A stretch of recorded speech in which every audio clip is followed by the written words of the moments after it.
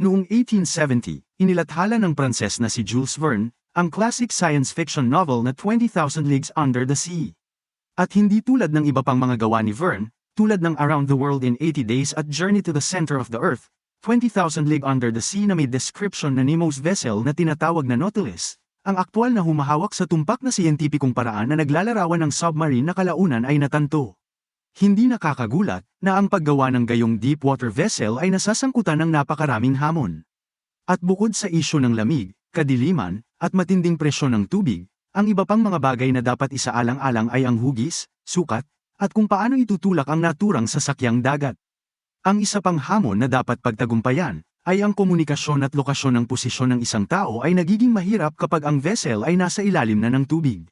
Sa napakahaba at masinsinang listahan ng mga pangunahing pangangailangan, matalinong bumaling ang mga taga-disenyo sa nilikha ng Diyos para sa mga sagot. Sa katunayan, pinagmasdan nila at pinag-aralan nila ang balyena para sa pangunahing disenyo at pag-upgrade ng deep-water vessel na submarine. Kaya naman, hindi nagkataon na ang hugis ng submarine ay kahawig ng hugis ng mga balyena, ang haba, ang katawan ng submarine, at gayon din ang mga palikpik nito, o mga hydroplane, na nagbibigay ng katatagan at kakayahang magmaneho. Ang mga sperm whale ay may mapurol na ilong na mukhang awkward sa unang tingin. Gayunpaman, ang mga nuclear submarine ay may malapit na katulad ng sperm whale. Ang mapurol na ilong ay nagreresulta sa streamlined, mahusay na paggalaw sa tubig na may kaunting ingay o water turbulence. Gumagamit din ang mga submarino ng rear propulsion na may propellers, na medyo katumbas ng thrusting tail ng mga balyena. Ang mga submarino ay mayroon ding echolocation sonar system batay sa disenyong makikita sa mga balyena, dolphin, at maging mga paniki, bagaman ang sistemang gawa ng tao ay hindi halos kasing pareho.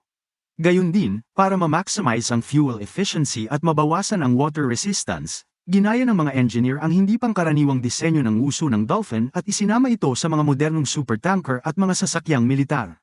Nakakamangha na ang bagong disenyong ito ay nakapagtipid ng hanggang 25% ng napakalaking dami ng gasolina na ginagamit sa bawat paglalakbay ng malalaking barkong ito.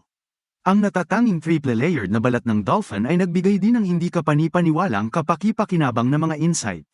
Ang una at pinakalabas na layer ng balat ng dolphin ay flexible at manipis, ngunit ang gitnang layer ay binubuo ng isang compressible sponge-type na material.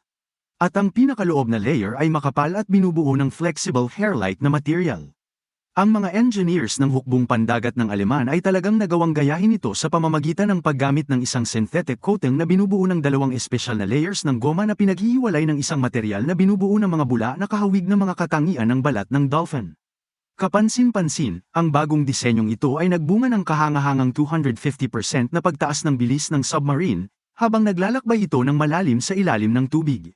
Hindi makatwiran na sabihin na ang mga submarine ay aksidente o nagkataon lamang na nagawa ng tao at mas nakakatawang sabihin na ang mga disenyo na matatagpuan sa mga balyena ay aksidente lamang ng kalikasan.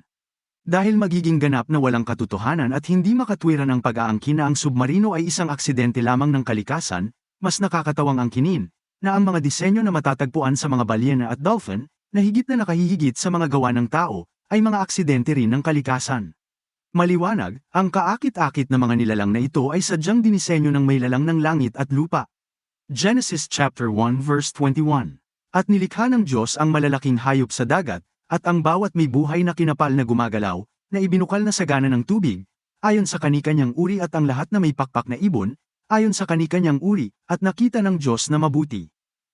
Kung isa ka sa mga napahanga ng katalinuhan ng Diyos, like and comment ka naman sa baba, at share mo na rin ang aking mga video. At huwag kalimutang mag-subscribe sa aking YouTube channel at follow mo na rin ang aking Facebook page na Mahafit TV para updated ka sa mga bago kong uploads.